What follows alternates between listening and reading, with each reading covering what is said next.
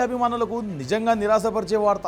మొన్నటి వరకు క్రికెట్ ప్రపంచాన్ని శాసించిన మన పులులు టీ20 ప్రపంచ కప్ గెలిచి అద్భుతమైన ఫామ్లో ఉన్న మన జట్టు ఇప్పుడు అనూహ్యంగా ఐర్లాండ్ చేతిలో 0-2తో సిరీస్ కోల్పోయింది. టీ20 ప్రపంచ కప్ 2024 గెలిచిన తర్వాత టీమిండియాకు ఇది ఫస్ట్ సిరీస్ ఓటమి. అది తక్కువ అంచనా వేసిన ఐర్లాండ్ లాంటి జట్టుపై ఓడిపోవడం చర్చనీయాంశంగా మారింది.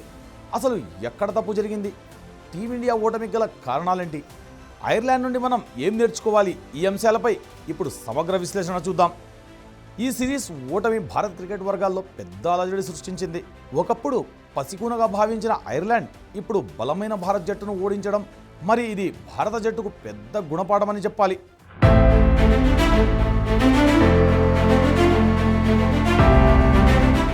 ఈ సిరీస్ ఓటమికి అనేక కారణాలు ఉన్నాయని విశ్లేషకులు చెబుతున్నారు. ప్రధానంగా మొదట టీ20 మ్యాచ్లో టాస్ గెలిచి కెప్టెన్ శ్రేయస్ అయ్యర్ బౌలింగ్ ఎంచుకోవడం పెద్ద తప్పుగా మారింది. బెల్ఫాస్ట్లో పిచ్ బ్యాటింగ్కు అనుకూలంగా ఉన్నప్పటికీ ఈ నిర్ణయం ఐర్లాండ్కు భారీ స్కోర్ సాధించడానికి సహాయపడింది. ఆ తర్వాత భారత బౌలర్లు ఐర్లాండ్ బ్యాటర్లను కట్టడి చేయడంలో ఘోరంగా ఫెయిల్ అయ్యారు. ప్రసిద్ధ్ కృష్ణ తన 4 ఓవర్లలో ఏకంగా 57 పరుగులు ఇవ్వడం, వాషింగ్టన్ సుందర్ ఒకే ఓవర్లో 19 పరుగులు ఇవ్వడం జట్టు ఓటమికి కారణమయ్యాయి.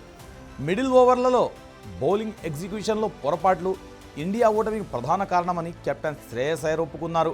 ఇక బ్యాటర్లు బాధ్యతారాహిత్యమైన షాట్లు కూడా ఓటమికి మరో కారణం.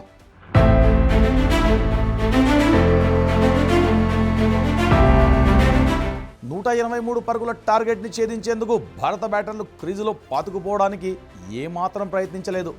Opener Abhishek Sharma half century చేసిన మిగిలిన బ్యాటర్లు పార్ట్నర్షిప్ నిర్మించకుండా తొందరపాటుతో షాట్లు ఆడి వికెట్లు పారేసుకున్నారు. రెండో మ్యాచ్లో అయితే ఓపెనర్లు సంజు శాంసన్, అభిషేక్ శర్మ ఇద్దరు గోల్డెన్ డక్గా వెనుదిరగడం టీమిండియా ఓటమికి ప్రధాన కారణాల్లో ఒకటిగా నిలిచింది. ఇది నిజంగా ఆశ్చర్యపరిచే విషయం. టీ20 ప్రపంచ కప్ విజేతలుగా ఉన్న మన జట్టు ఇలాంటి పేలవమైన ప్రదర్శన చేయడంపై అభిమానులు తీవ్ర నిరాశగా ఉన్నారు. రొటేషన్ పాలసీ పేరుతో కొందరు సీనియర్ క్రికెటర్లకు రెస్ట్ ఇవ్వడం కూడా జట్టు సమతుల్యం దెబ్బతీసిందని కొందరు విశ్లేషకులు చెబుతున్నారు. యువ ఆటగాళ్లకు అవకాశం ఇవ్వడం మంచిదే అయినా సిరీస్ గెలుపునకు పణంగా పెట్టి ఈ నిర్ణయాలు తీసుకోవడం సరైంది కాదంటున్నారు.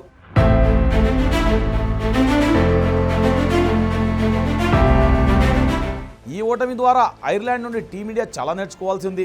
పటిష్టమైన భారత జట్టుపై ఒత్తిడిని తట్టుకొని ఆడడం, వ్యూహాత్మకంగా బౌలింగ్, బ్యాటింగ్ చేయడంలో ఐర్లాండ్ మెరుగైన ప్రదర్శన చూపించింది.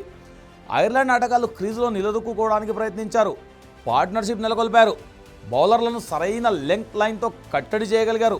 ఇది చిన్న జట్లకు కూడా పెద్ద జట్లను ఓడించగల సత్తా ఉందని నిరూపించింది. ఈ ఓటమి భారత జట్టుకు కనువిప్పు కావాలి.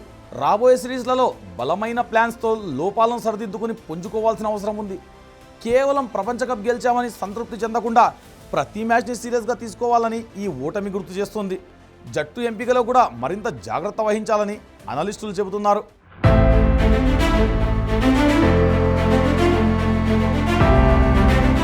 టీమిండియా పులులు ఈ ఓటమి నుండి గుణపాఠం నేర్చుకుంటారా? భవిష్యత్తులో ఇలాంటి పొరపాట్లు రిపీట్ కాకుండా జాగ్రత్త పడతారా అనేది చూడాలి. యువ ఆటగాళ్లకు అవకాశాలు ఇవ్వడం మంచిదే అయినా జట్టు కూర్పు వ్యూహాలలో క్లారిటీ ఉండాలి. ప్రతిభ ఉన్న ఆటగాళ్లను సరైన టైంలో సరైన స్థానంలో ఉపయోగించుకోవాలి. బౌలింగ్లో వైవిధ్యాన్ని తీసుకురావాలి. డెత్ ఓవర్లలో పటిష్టంగా బౌలింగ్ చేయడంపై దృష్టి పెట్టాలి. ఇక బ్యాటింగ్లో బాధ్యత రాహిత్యమైన షాట్లను తగ్గించుకుని ఒత్తిడిలో నిలదొక్కునే విధంగా ప్రాక్టీస్ చేయాలి. ఐర్లాండ్తో ఓటమి భారత క్రికెట్ చరిత్రలో ఒక చేదు అనుభవంగా మిగిలిపోతుంది. కానీ ఇది ఒక మంచి హెచ్చరికగా భావించాలి.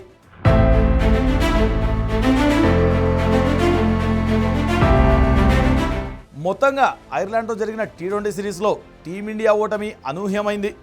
కెప్టెన్సీ లోపాలు, బౌలింగ్ ఫెయిల్యూర్, బ్యాటర్ల బాధ్యతారాహిత్య షాట్లు ఈ ఓటమికి ప్రధాన కారణాలు.